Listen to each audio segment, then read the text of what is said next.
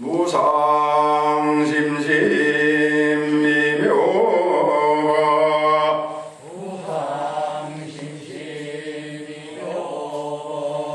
백천만금 난조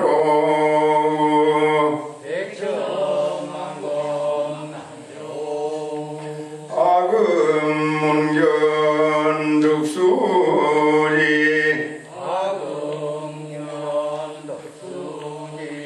원해열의 진실이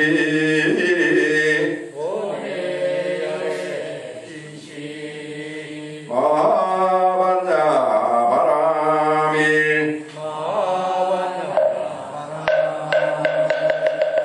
차례 의식을 봉행하겠습니다. 지난 동안 지은 바 모든 악업은 무실의 담진지로 말미암아서 몸과 말과 뜻으로 지었음이라 제가 이제 그 모두를 참회합니다. 살생중대 금일참회 도중제 금일참회 사음중제 금일참회 나무중제 금일참회 기여중제 금일참회 양설중제 금일참회 금일참회 삼해중제 금일참회 진해중제 금일참회 치암중제 금일참회 백겁동안 쌓인지 한 생각에 다해 없어지니 마른 불을 불태우듯 흔적조차 없어라. 죄성품 본래 없어 마음 따라 일어나네. 마음 없어지면 죄업 또한 사라지니 죄도 마음도 없어 두 가지 모두 공하면 이것을 이름하여 진참회라 한다네. 참회지는 옴살바 못자 못지 사다야 삼바 옴살바 못자 못 사다야 삼바 옴살바 못자 못지 사다야 사바.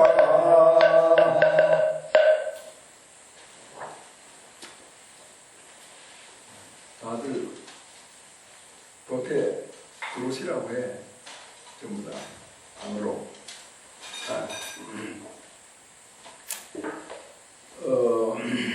감사합니다.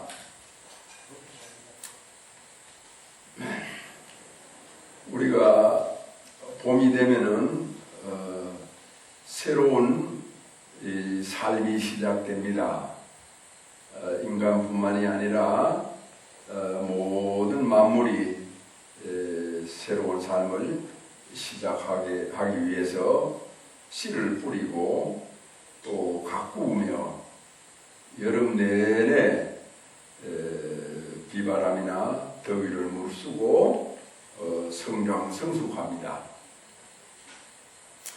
그래서 이제 가을이 되면은 결실이 되고 겨울에는 새로운 봄을 기다리는, 즉 새로운 삶을 기다리게 됩니다. 그러니까 기다린다라고 하는 것은 준비한다, 이제 그렇게 볼 수 있습니다. 그런 이제 중에서 본다면은 우리 인생도 봄을 태어나서 자란다, 또 여름을 왕성하게 활동하고 일을 한다.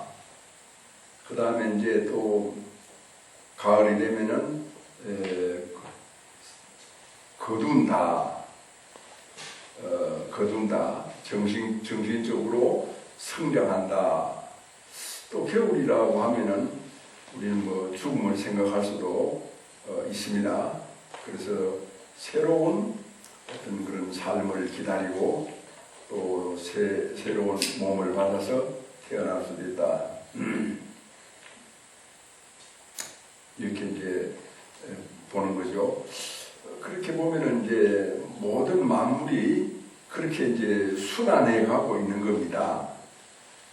사람에게는 생로병사다라고 이렇게 하는 것도 역시 큰 틀에서 보면은 하나의 순환이다, 변함이다, 바뀌어갑니다. 이제 그렇게 되는 건데 거기에서 중요한 것은 곡식이 봄에 씨앗을 뿌려서 가을에 거두듯이 인간은 태어나서 성장한다라고 하는 것은 잘 먹고 잘 사는 것이 아니라 정신적으로 성숙성장한다. 정신적으로 아주 좋은 사람이 된다. 멋있는 사람이 된다.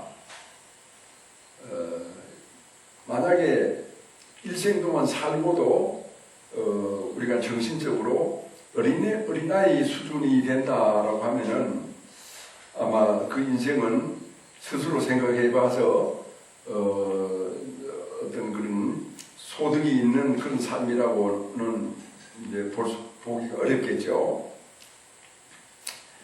그래서 이제 우리가 그 한가위다라고 하면은 신라 때 생긴 어떤 그 하나의 삶의 그런 그 축복입니다.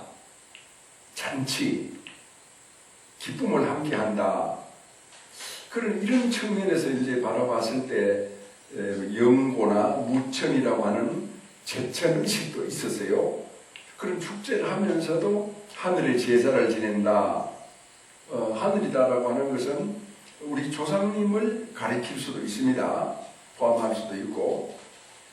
그랬을 때 이제 음력 8월은 하늘은 높고 푸르고 바람은 아주 상쾌한 계절입니다.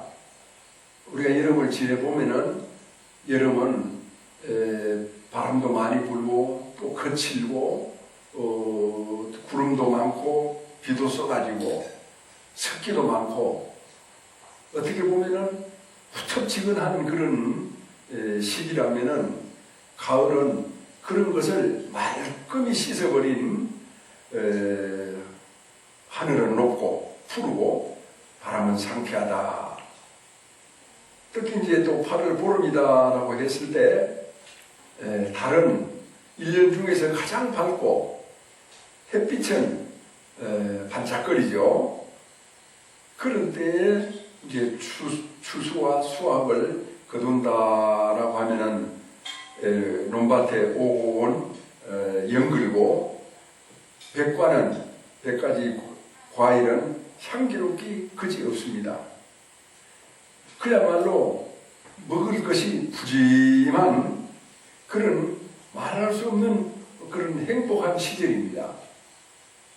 그래서 사람이 행복하다 이렇게 했을 때 제대로 된 사람은 자기를 돌아보죠. 참 내가 이렇게 태어났다라고 하는 것이 또 이렇게 행복을 느낀다라고 하는 것이 신령스럽고 감사하고 고맙게 이루 말할 수가 없다. 그렇게 생각을 한다면은 거기서 한 걸음만 더 나가면은 오늘의 내가 누구 덕분에 이렇게 태어났고 이런 삶을 행복한 삶을 누리고 있는가 하는 생각을 하게 됩니다. 그랬을 때 오늘의 나를 있게 만든 가장 고마운 분이 누구냐? 그 고마운 분께 감사한다. 그게 이제 조상이죠. 조상께 감사한다. 조상이 계심으로 인해서 오늘의 내가 있다. 그래서 여러 가지 만나는 음식을 준비하고 달콤한 과일과 차를 달여서 이제 올립니다. 또 이 차라고 하는 것이 향기가 있어가지고 사람으로 하여금 정신을 맑게 하고 몸에 쌓여있는 나쁜 기운을 몰아내서 온 몸을 깨끗하게 정화하는 그런 힘이 있어요. 그래서 음식을 잘 준비를 하고 또 그 주변에서 날 수 있는 모든 과일을 이제 차려서 올리고 또 차를 끓여가지고 또 올리고. 그리고 요즘은 이제 우리나라에서 생산되지 않는 무슨 뭐 바나나 같은 것도 이런 것도 이제 올리고 그럽니다만은 이제 바나나를 조상님께 올리면은 조상님이 이걸 아시느냐 이렇게 궁금해하는 분들도 있어요. 그러나 이제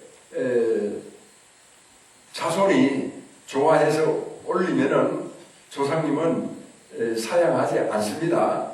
이제 조금 이따가 그런 얘기가 다 드러날 거예요. 자, 여기에서 우리가 이제 생각해 볼 수 있는 것은 후손과 조상의 관계라고 하는 것은 과연 무엇이냐? 이제 결론부터 얘기를 하자면은 떼어놓을 수 없는 관계다. 분리의 관계다. 그러니까 아버지, 어머니가 계시지 않고는 아들, 딸이 있을 수가 없지 않습니까?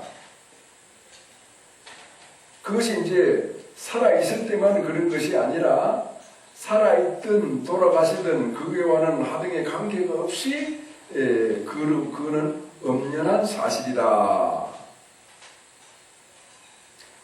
그래서 이제 뭐 조그만 생각이라도 할 수 있는 사람은 내가 누구인가라고 이렇게 했을 때 바로 부모가 계시고 또 부모의 부모가 계시고 그렇게 해가지고 결과적으로 오늘의 내가 있다. 그래서 나는 우리 조상님의 후손이다. 이렇게 이제 볼 수가 있어요. 만약에 이제 나의 조상님이 계시지 않았다면은 오늘의 나도 없는 거죠. 그렇게 나에게 결정적이도록 고마운 나의 조상님, 그 조상님은 지금 어디에 계시나?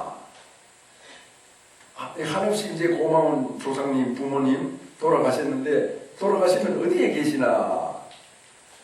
이승에 계시나?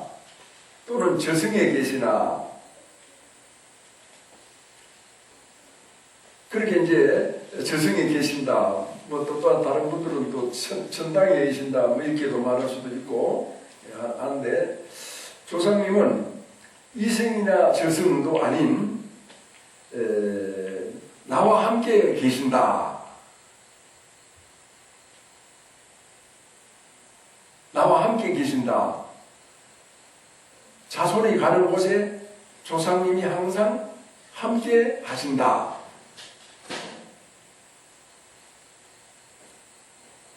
잘 생각해 보면은 내가 조상님을 생각하고 받들면은 조상님은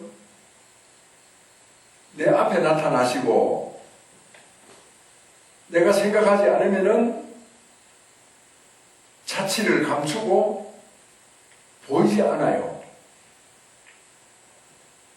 그래가지고 이제 사람들이 육신을 자기 기준으로 생각하는 인간이라고만 생각하는 사람들은 부모가 죽으면은 또 자신이 죽으면은 화장을 해서 그냥 산이나 바다에 뿌려버린다. 이렇게 이제 생각을 하고 또 곧잘 그렇게 합니다. 그러나 이제 후손이 있는 사람들이라면은 그렇게 하는 것은 좀 부족한 일이고 아쉬운 일이 됩니다.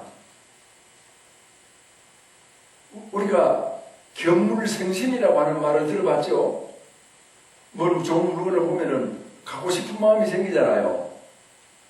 내가 오늘 어디를 가는데 뭘 보러 간다라고 하는 경우도 있지만 그런 생각 없이 갔다가도 뭘 딱 보니까 아이고 좀 가고 싶다. 말하자면 그런 견물생심이에요. 물건을 보고 느끼는 거예요. 그래서 이제 조상님이 돌아가셔도 뼈라도 또 이렇게 잘게 부순 가루가 된 뼈라도 어디다 잘 좋은 곳에다가 소중한 곳에다가 잘 모셔놓으면은 그 앞에 이제 후손들이 가게 되면은 더 직접적으로 부모를 생각하고 조상님을 생각하게 돼 있어요. 얘는 누구나 그렇게 돼 있는 거고 이 속일 수가 없어요. 그런데도 이제 바람에 날려버리거나 무슨 물에 흘려서 보낸다라고 이렇게 했을 때는 그것이 잘못됐다 이런 차원이 아니고 아쉬운 일이다라고 이제 우리가 생각해 볼 수가 있어요. 그래서 이제 내가 조상님을 생각하고 받들면은 조상님은 내 앞에 나타나시고 내가 또 생각하지 않고 소홀히 하면은 조상님은 보이지 않죠. 그래서 내가 하기에 따라 가지고 우리 조상님은 나타나기도 하시고 또 숨기도 하시고 있을 수도 있고 없을 수도 있다 이렇게 이제 보는 거죠. 그러니까 결과적으로는 조상님은 어디에 계십니까? 내 안에 계시는 거예요. 내 안에. 내 안에 계신다. 그래, 내 안에 계신다라고 하는 것은 뭐를 의미합니까? 나와 조상님은 둘이 아니다. 분리할 수가 없다. 돌아가셨다고 해가지고 이별할 수가 없다. 헤어질 수가 없다라고 하는 거 아니겠습니까?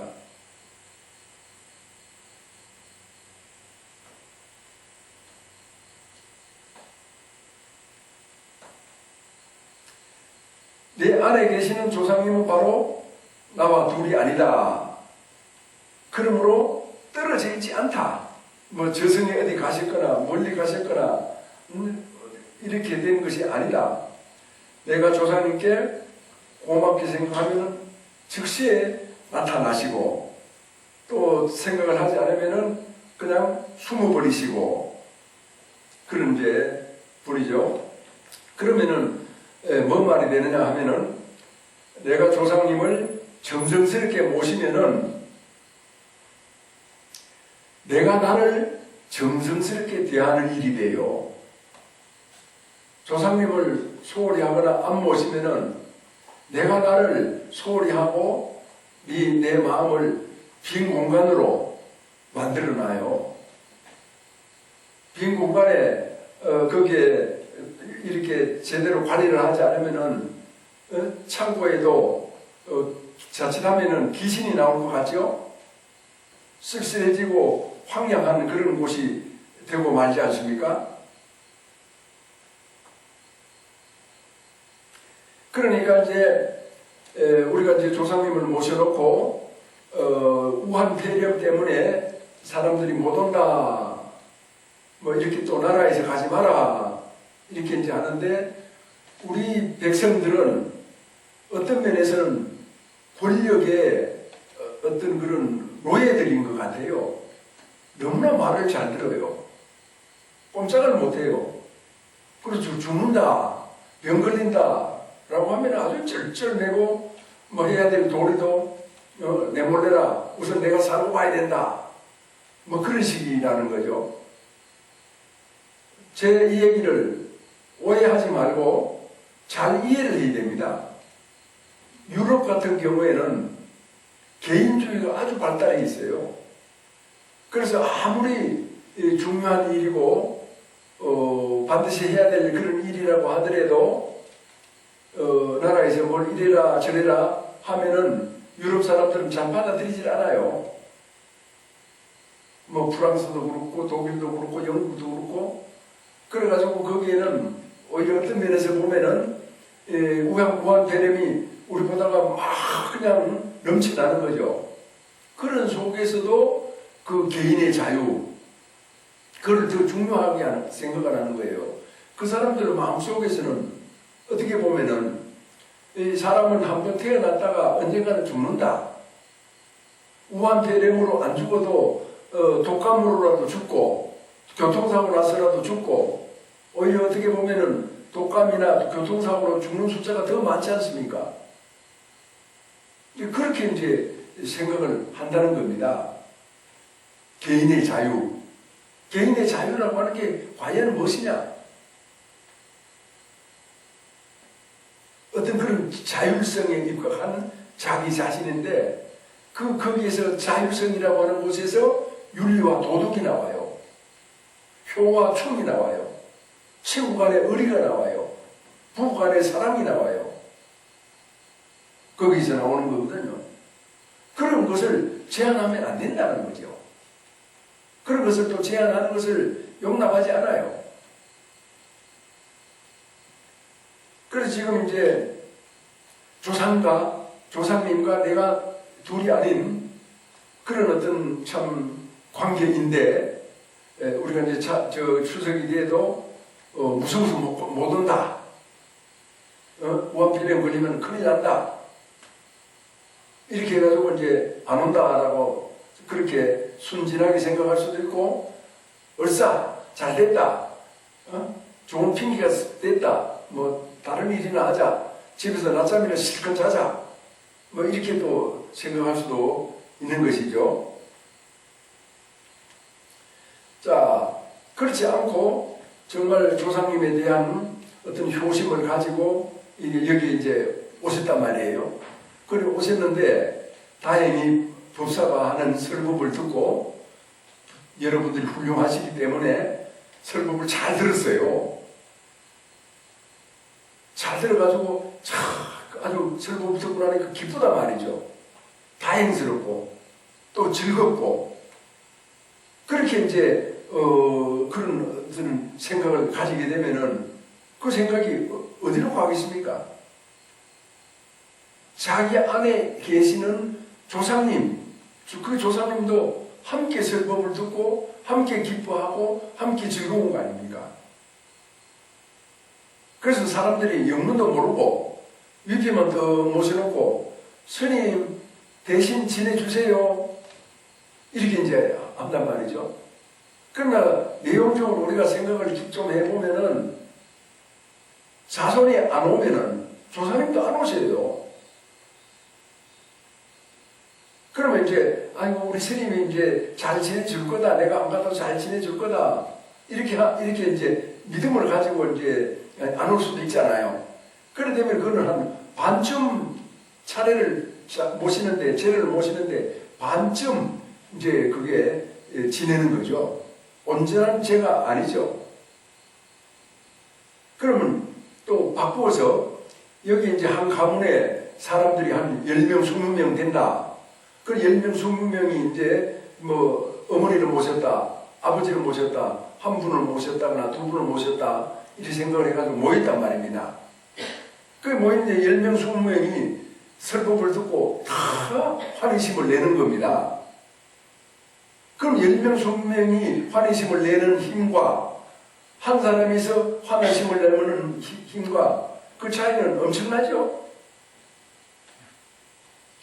자손이 번창하다. 그것은 이제 조상의 큰 복이죠. 축복이죠. 그래서 제가 이제 부처님 전에 축을 올릴 때마다 부모 천년수, 부모님께서는 천년을 사시고 자손은 만대요. 자손은 만대 길이 영창하시라, 번창하시라, 왕성하시라. 그래서 최고 잘된 그런 집안이 무슨 출세한 사람들도 있겠지만 그보다는 자손이 번창한 그런 집안이에요. 근데 이제 오늘날은 사람들이 잘못된 계산을 해가지고 자식들을 안 낳고 낳더라도 흉내만 내는 그런 어떤 잘못된 생각을 하고 있지 않습니까? 그래서 그 나머지 자손을 키우고 돌보는 시간에 자기가 잘 먹고 몸치장하고 그렇게 그 즐겁게, 뭐가 즐거운지 모르지만 즐겁게 살다 가는 것이 삶이다. 이렇게만 이제 생각을 하는 경우가 많고, 그런 쪽으로 이제 흘러가고 있다. 이렇게 이제 보는 거죠. 그렇기 때문에 이제 그 전에 이제 어떤 신도가 이제 대선사께 와서 이렇게 질문을 했어요. 질문을 해야 사람이 성장합니다. 질문을 하지 않으면 성장하지 않아요. 스스로 늘 질문거리를 만들려고 하면은 생각을 많이 해야 됩니다. 질문하지 않는 사람은 정신적으로 정체된 겁니다. 그런데 그 신도가 이제 그 대선사께 질문을 했습니다. 우리 조상 천도제를 늘 올리고 하는데, 그런 천도제, 조상은 어디 계십니까? 조상이 오십니까? 안 오십니까? 뭐 이런 식으로 이제 물으니까 대선사께서 자손이 있는 곳에 조상님이 늘 함께 하셔. 이렇게 대답을 하셨거든요. 그 이해가 됩니까, 여러분? 그러나 오늘 이제 제 설법을 들으면은 이해가 될 겁니다. 사손과 조상은 함께 하신다.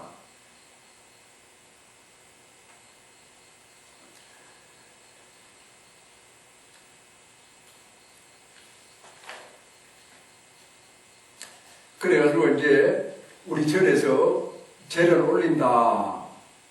이렇게 이제 하잖아요. 그 제를 올리는 데는 이제 제라고 하는 말은 제사라고 하는 그런 뜻이 아니에요. 제는 베푼다는 뜻이에요. 두 가지를 베풀어요. 첫 번째는 법을 베풀어요. 두 번째는 음식을 베풀어요. 음식을. 만나는 음식을 하고 향기로운 백과를 잘 차례 올려가지고 이제 조사님께 올리죠. 그래서 조사님께 올리고 또 같이 모인 사람들이 나누어서 먹는다. 이렇게 되면 이제 우리가 이렇게 음식을 올리고 이 과일을 이렇게 보면은 먹고 이렇게 보면은 마음이 흐뭇해지지 않습니까? 흐뭇해져요. 만족한다고 할까? 그러면 그것이 가장 어떤 그런 좋은 마음이죠. 그래서 이 제를 올린다라고 하면 또 반드시 법사가 설법을 해야 돼요. 그래서 오늘 그 가족들이 설법을 알아듣고 그게 이제 환희심을 내면은 조상님도 바로 설법을 듣고 환희심을 내는 것과 같다. 그리고 이제 조금 이따가 이제 연불할 때 보면은 잘 아시겠지만 그 연불하는 내용은 전부 다 법문입니다. 아주 수준 높은 그런 차원 높은 법문이거든요. 그 법문이 쭉 계속이 돼요. 보통 이제 절에 이제 가면은 사람들이 아이고 아무개스님 참 연불을 잘하시네. 연불 소리가 어떻게 구성지고 좋은지 그냥 하도 나는 연불 소리 듣느라고 입도 한마디 뻥끗 못하고 그냥 곡조에 사로잡혀 있었습니다. 이렇게 이제 생각하는 분들이 많거든요. 연불 소리가 좋아서 온다. 그런데 이제 실제로는 연불은 음악으로만 끝나지 않아요. 연불 자체가 설법이에요. 설법이기 때문에 그전에 이제 한문으로 이렇게 해가지고 스님들이 어떤 데는 자기 이렇게 하는 거예요. 그럼 그거는 음악으로만 끝이 나요. 그러나 이제 우리가 번역을 해가지고 이렇게 잘 이렇게 보면은 한문을 번역해서 보면은 뜻이 이렇게 통하잖아요. 물론 그 중에는 알 듯 모를 듯 하는 뜻도 있지만 그렇게 아는 것도 있단 말이죠. 그래서 그 뜻이 통하면은 그 뜻으로 이제 뜻을 얻는 진리를 얻는 것으로서 이제 제가 중심이 되는 겁니다. 제 중심은 뭐냐? 바로 법을 설하는 거예요. 법을 설한다. 그렇게 이제 때문에 우리는 이제 제를 지낸다라고 했을 때 그 음식이나 과일이나 차뿐만 아니라 바로 법이 핵심이다라고 하는 것은 이제 우리가 알 수가 있습니다. 여기서 이제 우리가 좀 더 깊이 이해해야 될 부분이 있어요.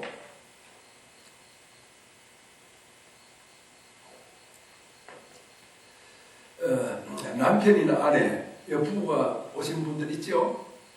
남편이나 아내가 서로 상대방을 사랑한다라고 말했을 때, 그때 남편이나 아내는 해석된 남편이나 아내입니다.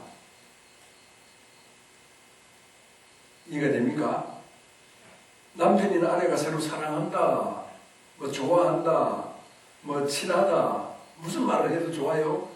그래 했을 때 그 어떤 말 속에는 해석이 들어있어요. 해석이.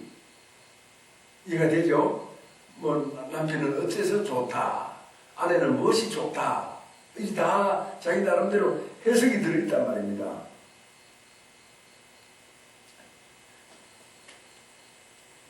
그래서 그 해석이 들어있는 해석된 남편과 아내를 서로 사랑한다, 이런 뜻이에요. 그런데 해석을 떠난 좀 더 원초적이고 원형적인 아내나 남편은 아니에요. 그는 몰라요. 모르는데 모르는 것을 합리화시켜가지고 우리는 서로 살아가면서 문화가 다르다, 성장 과정이 다르다. 그렇기 때문에 성장 과정이 다르기 때문에 서로 어느 정도 이해해야 되고, 최소한 같이 살자면은 공통점이 교집합 부분이 이렇게 겹치는 부분이 많아야 된다. 이렇게 해가지고 이제 사귀면서 그런 교집합 부분이 얼마나 많은가를 서로 이렇게 탐색도 하고, 또 이렇게 대화를 통해 가지고 이해도 하고, 그렇게 해서 어느 정도 괜찮다 싶으면 이렇게 이제 결혼을 하게 되거든요. 그렇지 않습니까?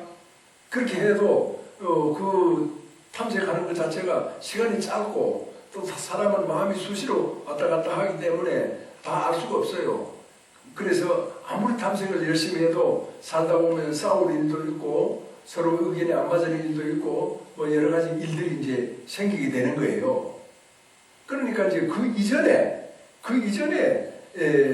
그 아내나 남편, 그거는 전혀 모르는 거예요. 전혀 생각을 못 하는 거예요.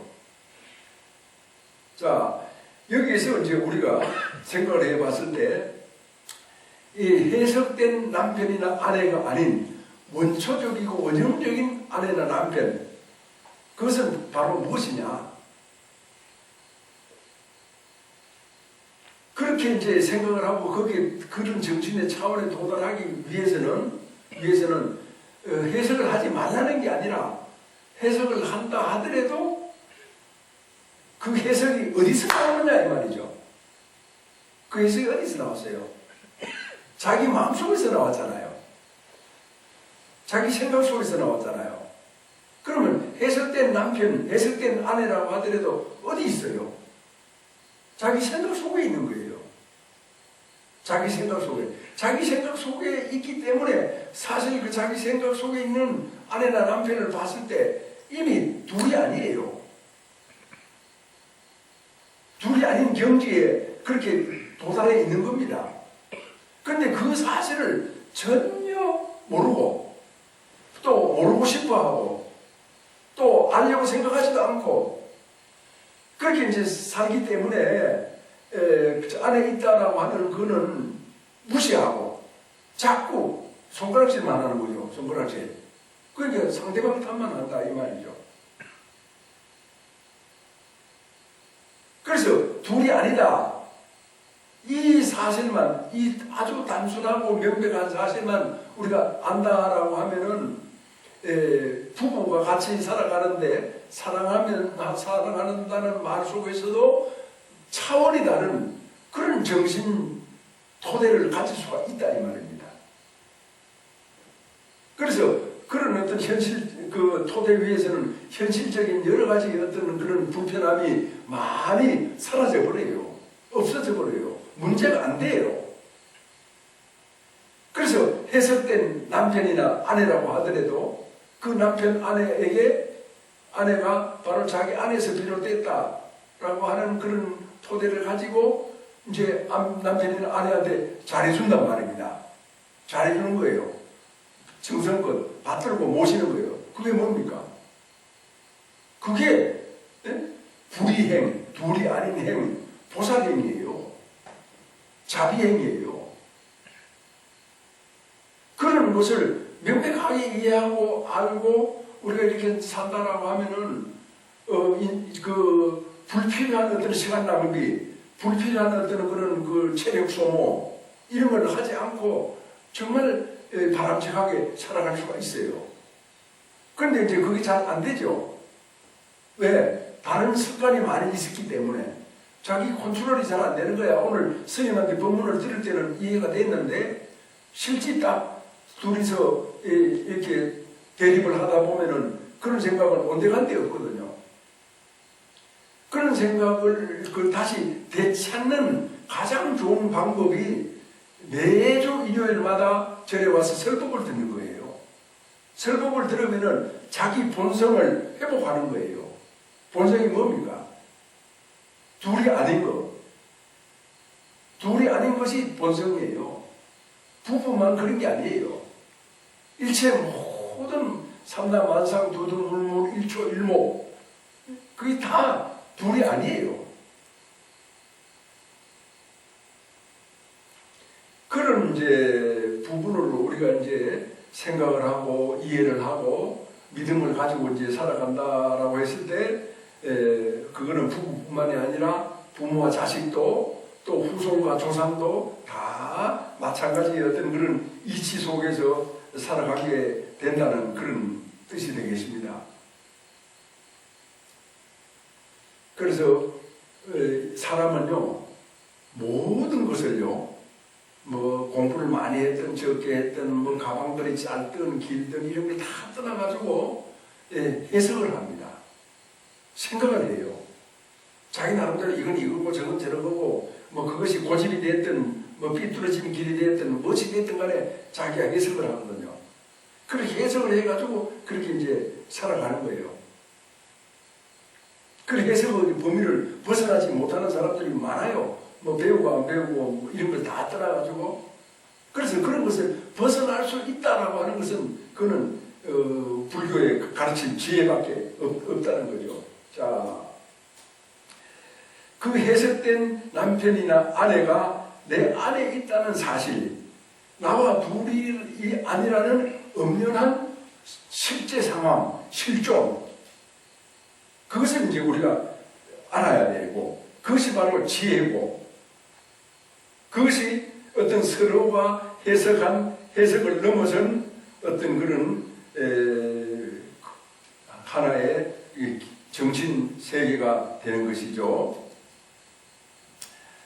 둘이 아님을 아는 것은 자기 안에 있는 자기라는 거울을 통해서 이제 알게 된다.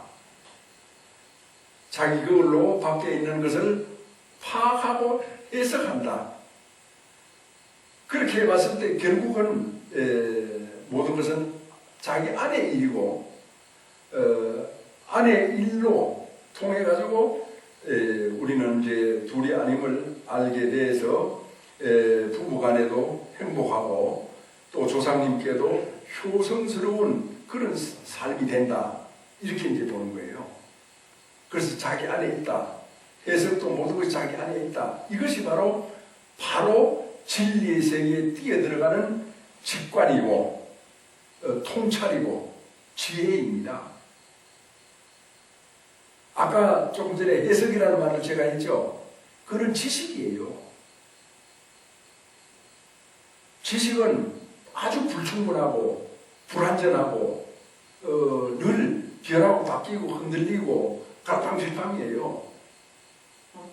오늘은 이런 말 했다, 내일은 다른 말 하고, 지금은 이런 말 했다, 조금 뒤에는 또 딴소리를 하고.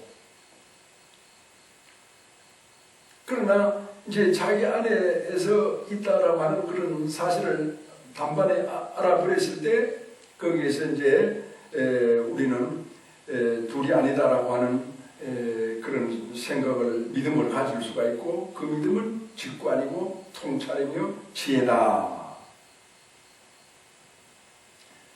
아까도 말씀드렸지만 그런 지혜, 통찰, 직관에서 한 걸음 더 나아가서 해석하는 아내나 남편이라고 해도 서로 섬기고 받들고 둘이 불이 아닌 행을 하면은 그것이 곧 보살행이다. 이렇게 이제 우리가 생각을 할 수가 있습니다. 그렇게 생각을 해야 됩니다. 그래서 조상님을 모신다. 그러면 우리 조상님이 어디에 계시느냐? 그래서 조상님 전에 절에 와서 차례를 지내고 설법을 하고 음식을 다 차리고 이렇게 절을 하고 추석 차례를 원만하게 끝을 내면은 어떻습니까? 마음이 흐뭇하죠.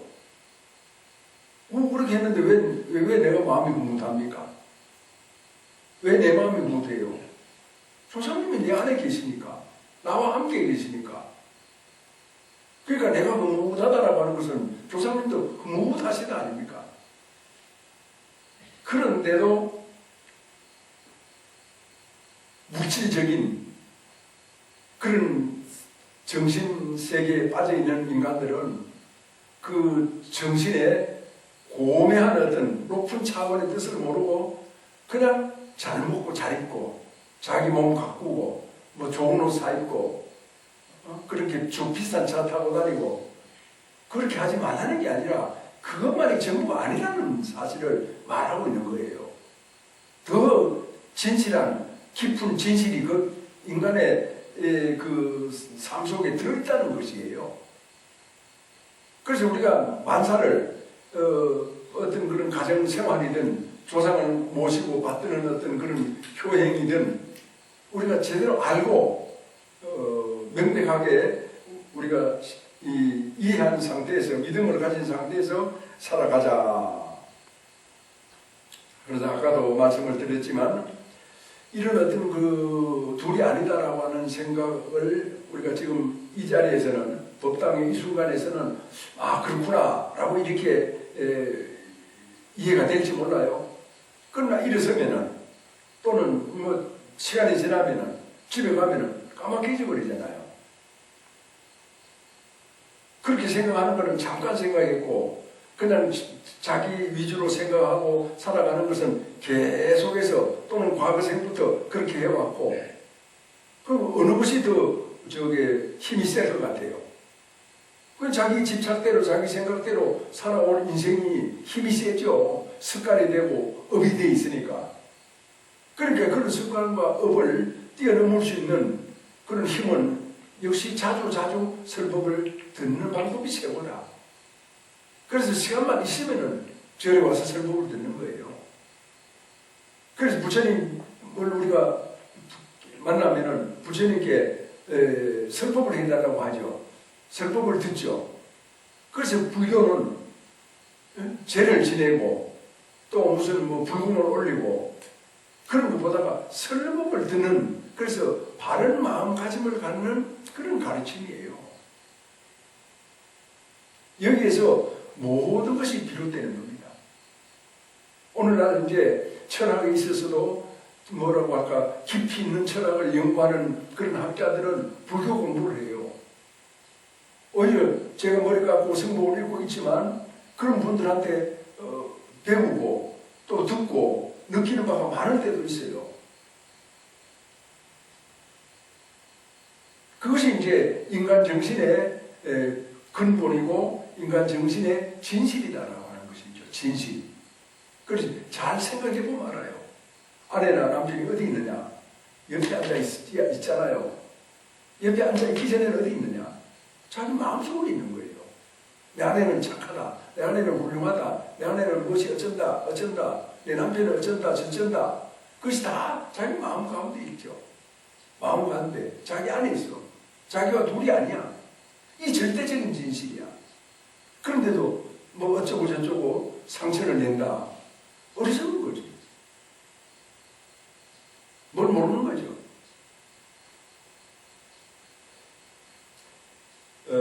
오늘 이렇게 경자년 추석 차례를 맞이해서 여기까지 오셔가지고 이렇게 제를 올리고 이렇게 한다.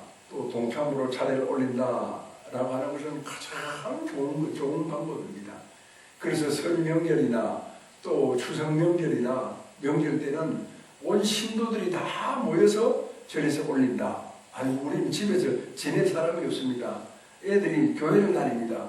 그래서 절에서 모시는 게 아니라 절에서 모셨을 때 가장 원만하게 우리 조상님을 모시고 부모에게 효도할 수가 있기 때문에 근본에 나가기 때문에 근본에 도달하기 때문에 우리는 절에서 모신다. 이렇게 돼야 돼요. 후손이 없기 때문에 아이고 좀 절에서 모셔주세요. 그런 거는 이제 6.25 전쟁 때나 했던 소리입니다. 6.25 전쟁 때나. 지금 후손이 다 엄연하게 살아있는데 왜 조상을 모시지 않고 소홀히 하지 않고 또 이 조상을 부정하면은 내 자신이 부정이 되는데 내 자신이 없어지게 되는데 그런 허무하고 맹랑한 짓을 정신 멀쩡한 사람이 그렇게 해야 되느냐 이 말입니다. 그런 이제 측면에서 봤을 때 오늘 여기에 동참하신 여러분들께서는 참으로 불연이 뛰어나고 그 부처님과의 인연 속에서 조상님께 효도하는 아주 지극한 그런 이제 불자들이다. 이렇게 이제 생각을 합니다. 울려서 법계를 진동하여 초리산이 밝아지고 잠잠해서 걱정 봄소식이 급후에 찬란해라 일치 형상으로 모령상을 떨쳤으니 도솔산이 당당하여 그의 소리 영원하리 내 생명 부처님 무량 공덕생명 용맹 정진하여 바람일다 국토 성취한다 나무마반야 바람일 나무석가모리물 나무석가모리물 나무시아본사